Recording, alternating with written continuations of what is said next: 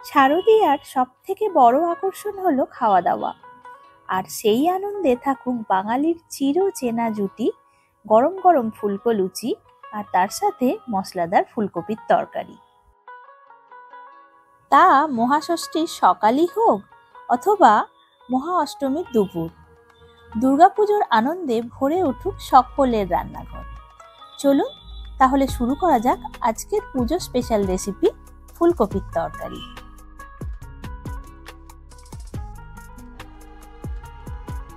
রেসিপিটি বানানোর জন্য আমি এখানে দুটো ফুলকপি বেশ বড় বড় টুকরো করে কেটে নিয়েছি। এখানে ফুলকপির সাইজগুলো আমি একটু বড় বড়ই রেখেছি, না হলে ফুলকপির তরকারি দেখতে খুব একটা ভালো হয় না। আর দুটো আলু নিয়ে নিয়েছি, আলুগুলোও আমি এইরকম কেটে নিয়েছি। একটি কড়াইয়ের মধ্যে আমি নিয়ে নিয়েছি বেশ কিছুটা পরিমাণ জল। এইবার এই জলের মধ্যে আমি ফুলকপিগুলো দিয়ে সেদ্ধ করে নেব।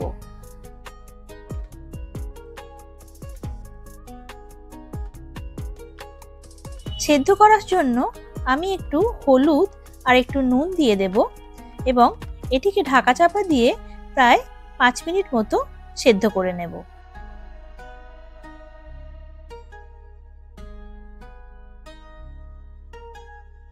একটি মশলা আমি তৈরি করে নেব। এর জন্য আমি একটি মিক্সার জারের মধ্যে নিয়ে নিয়েছি ছোট চামচের 1 চামচ মতো জিরে, কয়েক টুকরো আদা, হাফ চামচ মতো ধনের গুঁড়ো আর একটা বড় সাইজের টমেটো কুচি করে কেটে নিয়েছিলাম, সেই টমেটোটাও দিয়ে এর মধ্যে পেস্ট বানিয়ে নেব। এদিকে ফুলকপি আমার একদম সেদ্ধ হয়ে গেছে। এইবার এটিকে আমি জল ঝরিয়ে তুলে নেব একটু অন্য পাত্রে।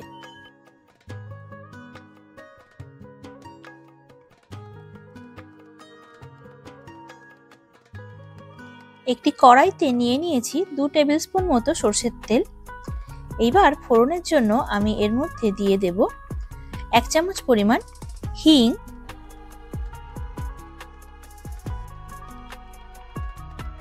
দুটো তেজপাতা এইভাবে ছিঁড়ে আমি দিয়ে দেব, আর দেব একটা শুকনো লঙ্কা। শুকনো লঙ্কাটাও আমি এইভাবে ফাটিয়ে দিয়ে দেব, আর দিয়ে দেব হাফ টিস্পুন মতো গোটা জিরে।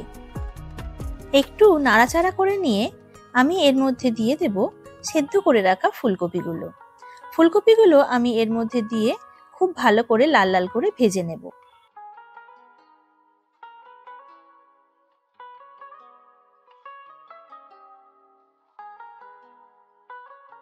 ফুলকপি ভাজতে ভাজতেই আমি এর মধ্যে দিয়ে দেব সেদ্ধ করে রাখা আলুগুলো। আলু আমি প্রেসার কুকারে একটা সিটি দিয়ে নামিয়ে রেখেছিলাম, সেই আলুগুলো এর মধ্যে দিয়ে একটু লাল লাল করে ভেজে নেব।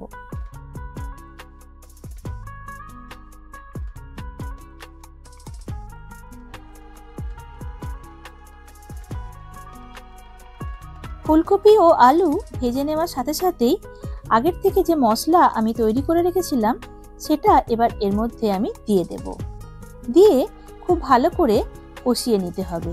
যতক্ষণ না আদা থেকে বা মশলা থেকে একটা কাঁচা গন্ধ চলে যায় ততক্ষণ এটাকে খুব ভালো করে কষিয়ে নিতে হবে।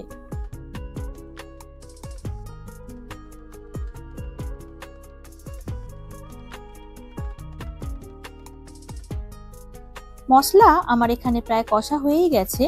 এইবার আমি এর মধ্যে দিয়ে দেব স্বাদ মতো নুন, দিয়ে দেব 1 চামচ মতো লঙ্কার গুঁড়ো,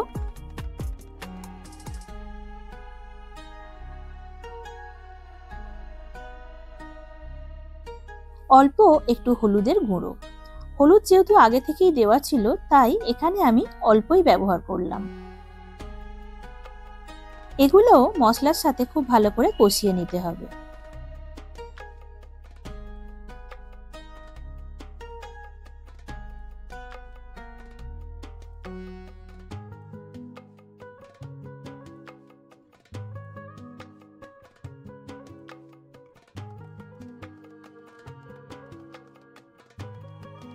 মশলা আমার এখানে কষা হয়ে গেছে।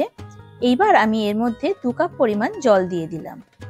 কতটা গ্রেভি আপনারা পছন্দ করেন সেই রকম পরিমাণ জল আপনারা এখানে দিয়ে দেবেন।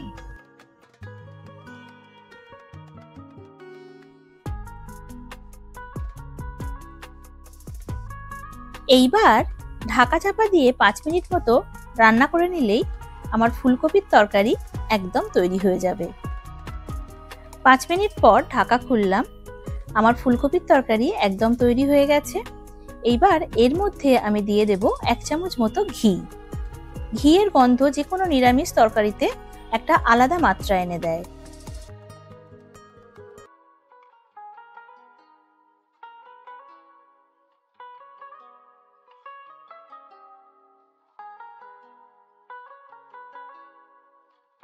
দেখুন কত মজাদার দেখতে হয়েছে আমার পুজো স্পেশাল ফুলকপির তরকারি।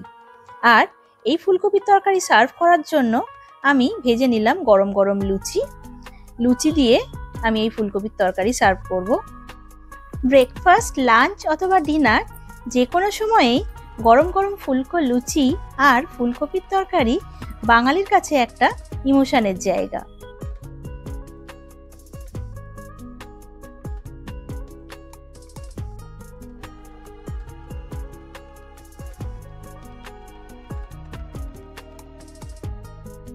রেসিপিটি কেমন লাগলো তা কমেন্ট করে অবশ্যই জানাবেন।